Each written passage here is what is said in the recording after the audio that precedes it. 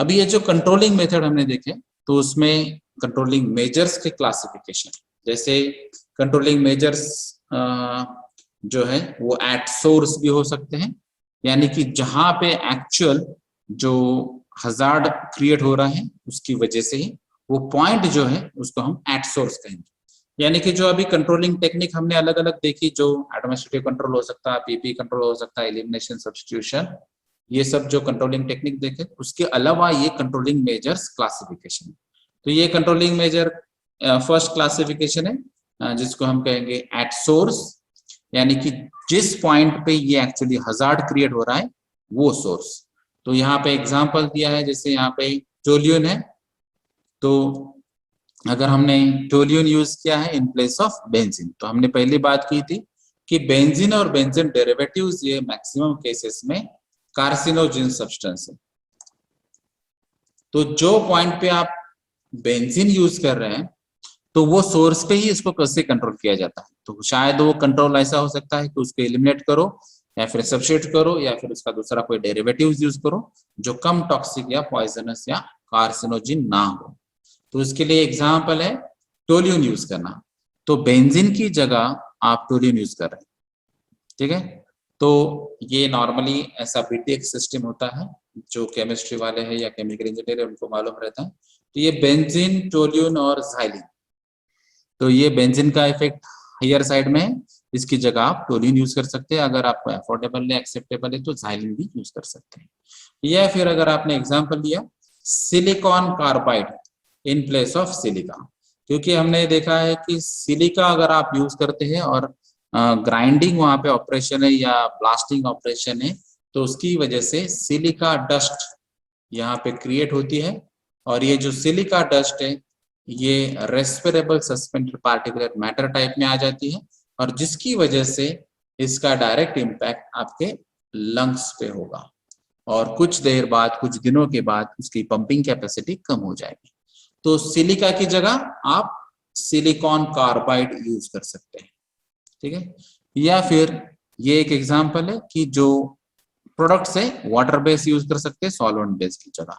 तो ये ऐसे अलग अलग एग्जांपल्स है जहां पे आपको सोर्स पे ही आप कंट्रोल कर सकते हैं, और ये कंट्रोलिंग के लिए आपने फर्स्ट मेथड ट्राई की है सब्स्टिट्यूशन। अगर ये पॉसिबल नहीं है तो आपको चेक करनी चाहिए सेकंड मेथड की प्रोसेस या टेक्नोलॉजी में आप चेंज कर सकते हैं। जैसे यहाँ पे अभी हम सॉल्वेंट यूज कर रहे हैं, तो यहाँ पे एयरलेस पेंट स्प्रिंग यहाँ पे हो सकती है क्या? ये जो फिजिबल प्रोसेस है वो प्रोसेस में मॉडिफिकेशन या चेंजेस आपको करना चाहिए। या फिर जैसे अगर आपने आज के डेट में देखे तो पहले अगर आपको कन्वेंशनल पेंट टेक्नोलॉजी अगर प्रोसेस देखेंगे या पेंट शॉप्स अगर आप देखते होंगे, तो पेंट शॉप में डीप मेथड यूज करते थे या फिर स्प्रिंग मेथड यूज करते थे। आज की डेट में भी बहुत सारे कंपनीज में मैन्युअली स्प्रे पेंटिंग यूज होता है, लेकिन जो multinational company, large scale companies है, वहां पे अभी मैक्सिमम केसेस में रोबोटिक्स यूज किया है, यानी कि टेक्नोलॉजिकल चेंज है। तो ये रोबोटिक्स की वजह से क्या हुआ, जैसे वहां पे अगर 4 कोई रोबोट यूज होते हैं तो मैन पावर इंटरवेंशन या उसकी जो पर्सन की एंट्री है वो करने की जरूरत नहीं रहेगी। यहाँ पे आप कुछ प्रोग्राम्स उनको बना के दे सकते हैं, और ऑर्डर देने के बाद ये सभी रोबो आपके यहाँ पे काम करेंगे, और यहाँ पे डायरेक्ट एक्सपोजर जो है सॉल्वेंट का वो मिनिमाइज हो जाएगा। तो ये बहुत सारा एक्सपोजर जो है वो कम हो जाएगा, जिसकी वजह से आपके हेल्थ एडवर्स इम्पैक्ट जो है वो कम हो सकते हैं। तीसरी मेथड है एनक्लोजर, जो हमने बात की थी कवर की, यानी कि जैसे अभी हम कुछ प्रोडक्ट्स है जो कन्वेयर थ्रू लेके जाते हैं, जैसे यहाँ पे बेल्ट कन्वेयर होता है या फिर मेटेलिक कन्वेयर होता है, प्रॉन कन्वेयर होता है, चेन कन्वेयर होता है। तो कन्वेयर का मेन काम क्या है कि एक जगह से दूसरी जगह वो सब्सटेंस को कैरी करना है। तो ये जब कैरी करते हैं तो यहाँ पे फ्रिक्शन भी जनरेट हो सकता है, या फिर जो वाइब्रेशन एनर्जी मिलती है वो वाइब्रेशन की वजह से यहाँ पे डस्ट तैयार हो सकती है, और ये डस्टी एटमॉस्फेयर की वजह से प्रॉब्लम हो सकते हैं। तो इसको अगर आपने कवर कर लिया, तो ये अगर कवर करने के बाद जो भी डस्ट क्रिएट होगी तो ये कवर के अंदर ही होगी, तो उसकी वजह से आपके हेल्थ इम्पैक्ट कम हो सकते हैं। या फिर जो हमने बात की थी आइसोलेशन की, तो आप स्पेस आइसोलेशन कर सकते हैं या फिर टाइम आइसोलेशन कर सकते हैं। जैसे कि हमने अभी यहाँ पे ये बात की थी, हमने कवर कर लिया और उसकी वजह से यहाँ से डस्ट बाहर आएगी नहीं। तो ये अगर आपका स्पेसिफिक एरिया होता है तो ये भी आइसोलेशन का एग्जाम्पल है। अगर कुछ एग्जाम्पल्स में आपका ऐसा भी है कि अगर कुछ टॉक्सिक पॉइजनस केमिकल्स है जहाँ पे आपका एक डिपार्टमेंट में आपको या एनालिसिस में आपको यूज करना पड़ता है, तो ये जो अगर पर्टिकुलर कंपार्टमेंट रहेगा तो यहाँ पे जो आदमी काम करेगा, टेस्टिंग करने वाला, एनालिसिस करने वाला, तो उसका एक्सपोजर आपको कंट्रोल करना है, यानी कि ये आइसोलेशन विथ टाइम कहते हैं इसको। तो यहाँ पे आपको मिनिमम टाइम इसको काम करने लेना है और ये मिनिमम टाइम जितना रहेगा उसका एक्सपोजर कम रहेगा। अगर आपको लगता है कि ये टेस्टिंग एनालिसिस कंटिन्यू करना चाहिए तो ये जो पर्सन है ये पर्सन सेकंड पर्सन से रिप्लेस होना चाहिए। तो यहाँ पे जो दूसरा पर्सन आएगा वो दूसरा पर्सन अगर यहाँ पे आएगा तो वो फ्रेश एक्सपोजर में चला जाएगा और शायद 15 मिनट्स का अगर हमने साइकिल देखा तो ये 15 मिनट काम करेगा, ये बाहर आएगा और ये जो दूसरा पर्सन है ये यहाँ पे जाएगा और फिर शायद वो 15 मिनट काम करेगा और फिर वो बाहर आएगा। ऐसा साइकिल यहाँ पे चला सकते हैं। तो इसको कहते हैं आइसोलेशन बाय टाइम। उसके अलावा है वेट मेथड। तो यहाँ पे जो ब्लास्टिंग की केस है, जो हमने सिलिका के बारे में कहा था, वो वाटर ब्लास्टिंग भी कर सकते हैं। ये सिंपल वेट मेथड है जिसकी वजह से जो डस्ट है वो डिपॉजिट हो जाएगी या वाटर की वजह से और ग्रेविटी की फोर्स की वजह से आप ये डिपोजिशन कर सकते हैं। ये जो केस है एलईवी, लोकल एग्जॉस्ट वेंटिलेशन है। तो सोर्स पे ही आपको, अगर आपने लोकल एग्जॉस्ट वेंटिलेशन इंस्टॉल किया तो वहां पे सोर्स से ही आपके जो भी फ्यूम्स, डस्ट या केमिकल्स होंगे वो यहाँ पे आप जमा कर सकते हैं, यानी कि वो एनवायरमेंट में जाएंगे नहीं। उसके अलावा है वेस्ट डिस्पोजल। तो ये वेस्ट डिस्पोजल जो वेस्ट की कैटेगरी थी, जैसे हमारा सॉलिड वेस्ट हो सकता है, बायोमेडिकल वेस्ट हो सकता है, हजार्डस केमिकल वेस्ट हो सकता है, टॉक्सिक वेस्ट हो सकता है। तो ये जो भी टाइप के वेस्ट है उसके हिसाब से आपको ये पोल्यूशन कंट्रोल टेक्निक आपको अडॉप्ट करनी होगी। जैसे कि कुछ केसेस में आपको सिर्फ एब्जॉर्प्शन करना है, कुछ केसेस में आपको इंसिनरेशन करना है, कुछ केसेस में आपको रिवर्स ऑस्मोसिस थ्रू पास करना है, कुछ केसेस में आपको फिल्ट्रेशन मीडिया यूज करना है। तो ये अलग अलग फिजिकल केसेस है या फिर कुछ केमिकल्स भी है इसमें, जैसे हम न्यूट्रलाइजेशन प्रोसेस भी करते हैं। जैसे अभी अगर एसिडिक फ्यूम है तो एसिडिक फ्यूम के लिए आपको बेस यूज करना पड़ेगा और यहाँ पे न्यूट्रलाइजेशन प्रोसेस होगी और उसकी वजह से आपको जो एसिडिक पोल्यूशन होने वाला था वो आप कंट्रोल कर सकते हैं। और लास्ट में जो है वो जो मेंटेनेंस है, ओवरऑल अगर आपने मेंटेनेंस अच्छी तरह से रख लिया तो एट सोर्स ही ओवरऑल आपका जो हजार्ड है वो मिनिमाइज हो सकता है। सेकंड पॉइंट है मेजरिंग टाइप ऑफ क्लासिफिकेशन में एट एयर पाथ। तो जो एयर पाथ नॉर्मली रहता है वहां पे आपको ये हजार्ड कंट्रोल करना है। जैसे यहाँ पे हमने बात की थी नेचुरल वेंटिलेशन। तो नेचुरल वेंटिलेशन नॉर्मली कैसा होता है, जैसे कि अगर यहाँ से एक विंडो है और यहाँ पर एक विंडो है, ये एक ही डिपार्टमेंट में या कंपार्टमेंट में है। अगर जैसे निगेटिव प्रेशर जनरेट होता है, जैसे कि ये डायरेक्शन प्रेशर के ऊपर डिपेंड होगा। तो यहाँ पे अगर नेगेटिव प्रेशर है यानी कि लो प्रेशर साइड है, ये पॉजिटिव प्रेशर साइड है, तो ये positive pressure to low pressure के एरिया में ये एयर मूवमेंट होगा। तो ये जो एयर मूवमेंट होता है, तो अगर ये एरिया में अगर फ्यूम्स, गैसेस, कुछ केमिकल्स अगर होते हैं तो ये एयर जो फ्रेश एयर है, ये फ्रेश एयर इसको ये सब गैसेस या केमिकल्स को कैरी करेगी और ये विंडो थ्रू बाहर देगी। तो ये जैसे बाहर आती है तो ये एटमॉस्फेयर में ऑलरेडी इतनी सारी एयर कुछ क्वांटिटीज में होती है, उसकी वजह से ये सब डाइल्यूट हो सकता है। तो उसका जो इम्पैक्ट है केमिकल्स का या फ्यूम्स का, गैसेस का, वेपर्स का, वो इम्पैक्ट रिड्यूस हो जाएगा और वो निग्लिजिबल बन जाएगा। तो ये नेचुरल वेंटिलेशन फिनोमिना है। इसीलिए आपके घर पे अगर देखेंगे या इंडस्ट्रीज में देखेंगे तो यहाँ पे ऐसी बहुत सारी प्रोविजंस रहती है जहाँ पे विंडोज या डोर्स या वेंटिलेटर्स भी बिठाते हैं और उसके थ्रू नेचुरल वेंटिलेशन थ्रू भी ये प्रोसेस हो सकती है। जैसे यहाँ पे अगर आर्टिफिशियल वेंटिलेशन अगर आपको यूज करना है तो उसके लिए आपको एग्जॉस्ट फैन भी आप यूज कर सकते हैं। तो जैसे हमने बताया कि ये नेगेटिव प्रेशर है, अगर आपका ये नेचुरल वेंटिलेशन थ्रू आपका प्रोसेस फास्ट नहीं होता है या फिर आपके लिए फिजिबल नहीं है, तो उसके लिए फिर आपको जो फैंस है वो फैन प्रोविजन यूज करनी चाहिए, जिसको हम एग्जॉस्ट फैन कहते हैं। तो एग्जॉस्ट फैन में क्या होता है, तो जो नेगेटिव प्रेशर है उसकी वजह से यहाँ पे जो फ्यूम्स या गैसेस या कुछ केमिकल्स होंगे वो सब एब्जॉर्ब कर लेगा नेगेटिव प्रेशर की वजह से और वो एटमॉस्फेयर में सेंड करेगा। या फिर सेमी ऑटोमेटिक या रिमोट कंट्रोल बेसिस वाली जो रिसीवर से या सोर्सिंग रिसीवर मैकेनिज्म है वो भी आप यूज कर सकते हैं। तो डिस्टेंस आप बढ़ा सकते हैं सोर्सेस और रिसीवर में से, और ये डिपेंड्स है आपके मैकेनिज्म और जो टेक्नोलॉजी आप यूज कर रहे हैं उसके बेसिस पे। तो ये रिमोट बेसिस पे भी हो सकता है या फिर सेमी ऑटोमेटिक बेसिस पे। जहाँ पे हजार्डस केमिकल्स यूज होते हैं, टॉक्सिक केमिकल्स यूज होते हैं, वहां पे आपको रिमोट बेस यानी कि रिमोट कंट्रोल बेसिस का ही ऑपरेशन यूज करना चाहिए। उसके अलावा है डाइल्यूशन मेथड, जो हमने बात की, मैकेनिकल वेंटिलेशन यानी कि सप्लाइड एयर, जैसे हमने अभी ये फैंस के बारे में बात की है। तो पॉजिटिव प्रेशर अगर एयर थ्रू देते हैं, कॉम्प्रेस्ड एयर यूज करते हैं या फिर प्रोसेस एयर यूज करते हैं, ब्लोअर मैकेनिज्म यूज करते हैं, तो किसी भी सिस्टम थ्रू अगर आपने पॉजिटिव प्रेशर एयर का सप्लाई कर लिया तो वो मैकेनिकल वेंटिलेशन थ्रू जाएगा।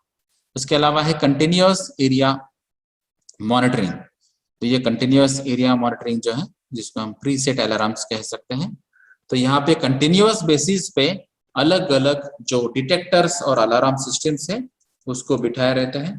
तो ये डिटेक्टर्स रहते हैं, जैसे कुछ केमिकल्स के लिए स्पेसिफिक डिटेक्टर्स रहते हैं, और ये डिटेक्ट करने के बाद एक पर्टिकुलर कॉन्सेंट्रेशन के बाद ये अलार्म सिस्टम एक्टिवेट हो जाएगा और उससे आपको पता चलेगा कि ये एरिया में ये केमिकल का इतना कॉन्सेंट्रेशन आ चुका है जो आपके लिए प्रॉब्लमेटिक है।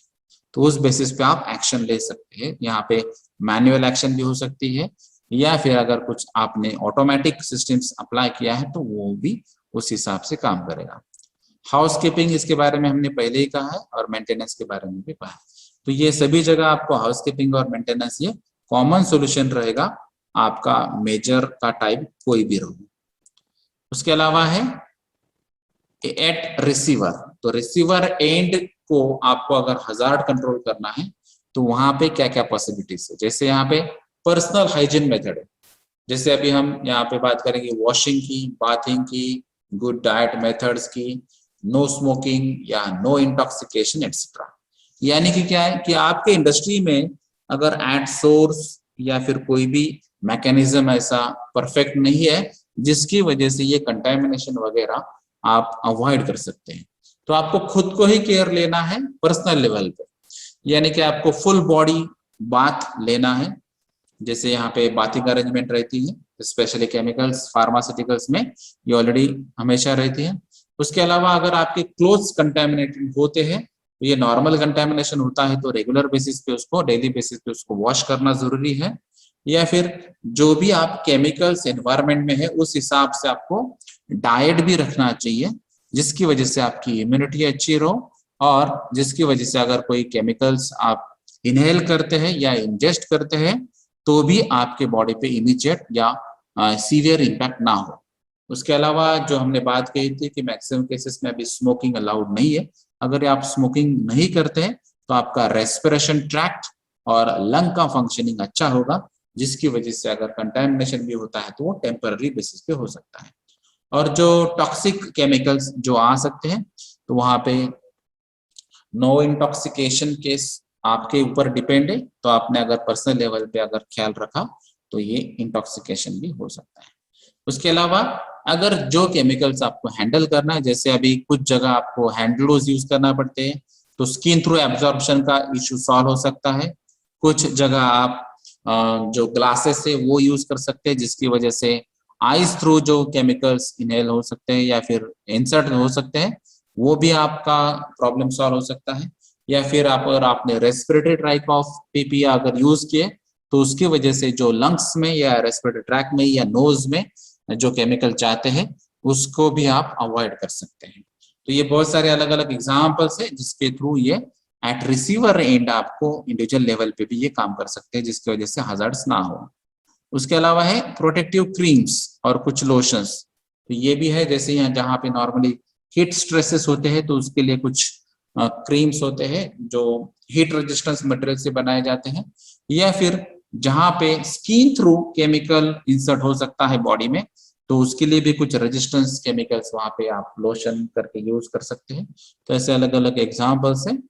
उसके अलावा है पर्सनल मॉनिटरिंग डिवाइसेस, तो यहाँ पे आप डोजीमीटर भी यूज कर सकते हैं, या फिर आप पर्सनल सैम्पलर भी यूज कर सकते हैं, जिसके थ्रू आपको पता चलेगा कि जो भी आप एनवायरनमेंट में काम कर रहे हैं और पर्सनल लेवल पे आपने ये जो केमिकल से या जो भी डस्ट है, ये फॉरेन मटेरियल से या जिसकी वजह से ये एनवायरमेंटल स्ट्रेसेस डेवलप होते हैं, उसका कॉन्सेंट्रेशन कितना है, कितने घंटे में, और कितने मीटर क्यूब एयर में या कितने लीटर एयर में वो मैक्सिमम कॉन्सेंट्रेशन उसका रहता है।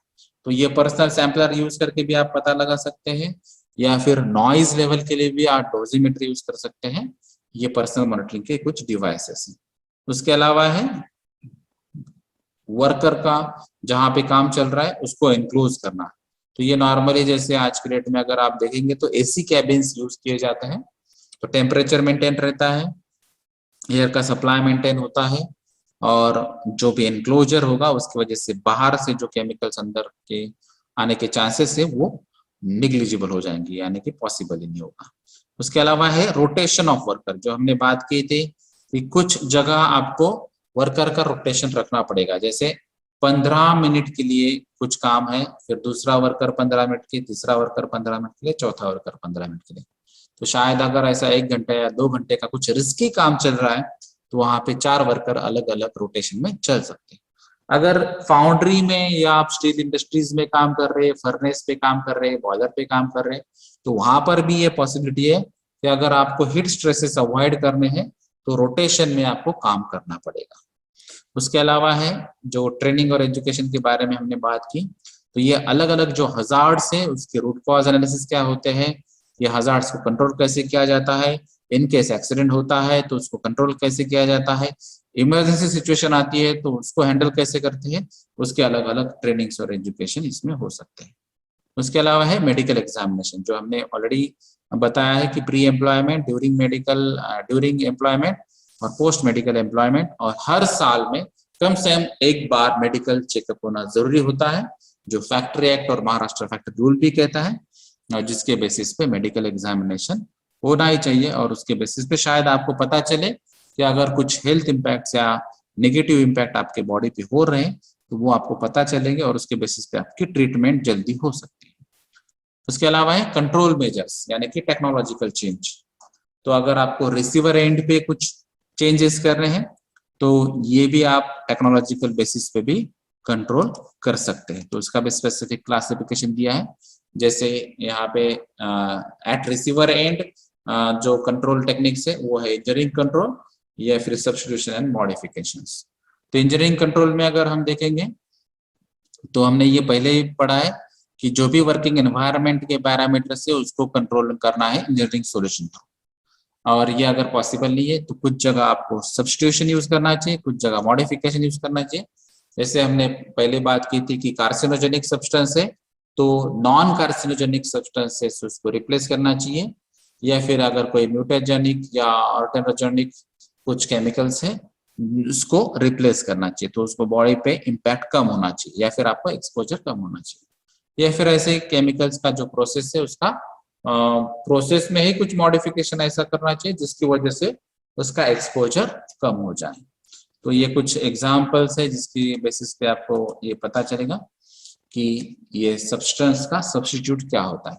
जैसे यहाँ पे आपको पता चल रहा है कि कुछ एग्जाम्पल्स है केमिकल इंडस्ट्रीज के, जहाँ पे पता लग रहा है आपको व्हाइट फॉस्फोरस की जगह भी फॉस्फोरस सेक्विसल्फाइड यूज किया है, या फिर मर्क्यूरी कंपाउंड जो है उसकी जगह मर्क्यूरी फ्री मटेरियल्स यूज किया है, या फिर जो लेडेड ग्लेज है, पेंट है, पिगमेंट्स है, उसकी जगह लेडलेस ग्लेज, पेंट और पिगमेंट्स यूज किया है। बेंजीन की जगह साइक्लोहेक्सेन यूज किया है, या फिर कीटोन्स भी यूज कर सकते हैं। कार्बन टेट्राक्लोराइड की जगह मिथिल क्लोरोफॉर्म या डाइक्लोरोमीथेन यूज कर सकते हैं।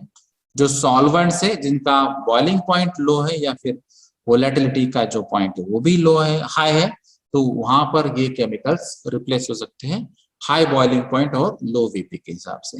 ऑर्गेनिक सॉल्वेंट्स को रिप्लेसमेंट हो सकता है डिटर्जेंट्स और वाटर क्लीनिंग सोल्यूशन। जैसे आज की डेट में अगर हम देखेंगे पैंडेमिक सिचुएशन में जो कोरोना या कोविड-19 की वजह से जो प्रॉब्लम आ रहा था, आपको कंटिन्यूअस हैंड वॉश करना पड़ता था, तो नॉर्मली जो सजेशन था वो जो वाटर और सोप का सोल्यूशन, यानी कि हैंड वॉश या आप सोप यूज कर सकते थे, लेकिन बहुत सारी जगह जहाँ पे पॉसिबल ही नहीं है वहां पे अल्कोहल बेस्ड प्रोडक्ट्स हम यूज करते थे, तो जिसको हम रबिंग अल्कोहल कहते हैं, आइसोप्रोपिल अल्कोहल, या कहीं जगह इथिल अल्कोहल यूज होता था।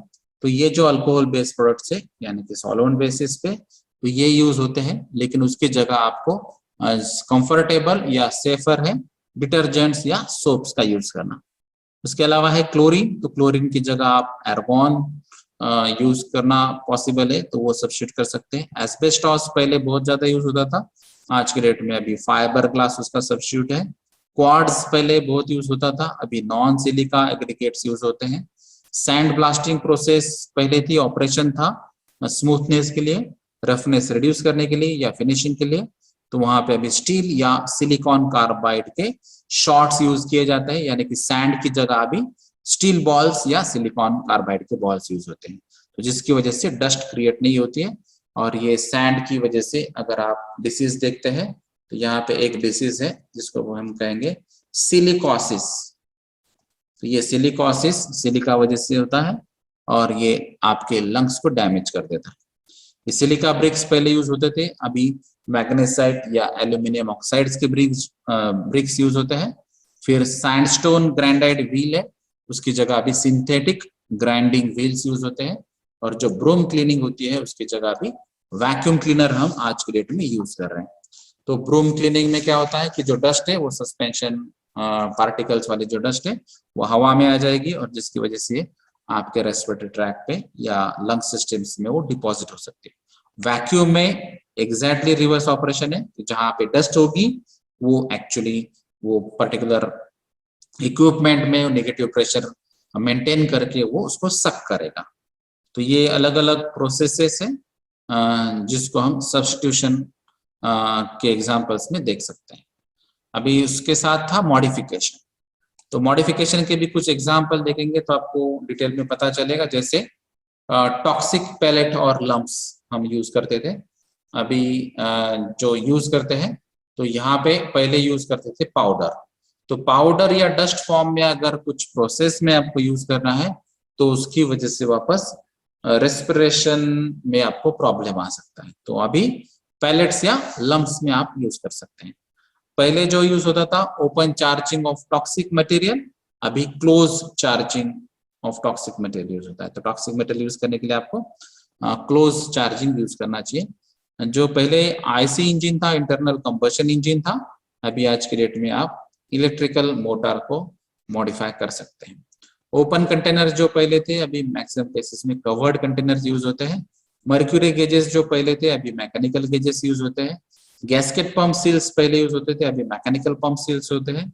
या फिर odd size and den cutting, ये ऑपरेशंस पहले होता था, अभी जो मटेरियल जो भी रिक्वायर्ड साइज है उसको अगर आपने कमांड दे दिया उस हिसाब से वो कट कर लेता है। एल्यूमिनियम इलेक्ट्रिक वायरिंग जो पहले यूज होती थी उसकी जगह अभी कॉपर इलेक्ट्रिक वायरिंग यूज होती है। हैंड स्प्रेइंग जो पहले यूज होता था अभी एयरलेस स्प्रेइंग यूज होती है।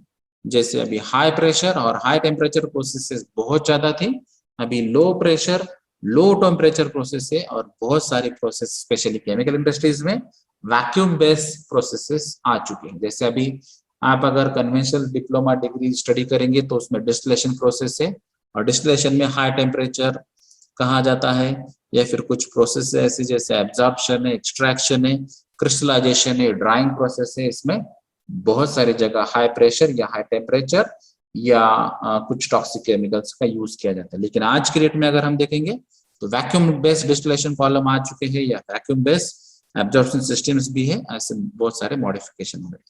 उसके जगह है ऑर्डिनरी पावर लूम्स जो थे, अभी वाटर और एयरजेट लूम्स हम यूज करते हैं।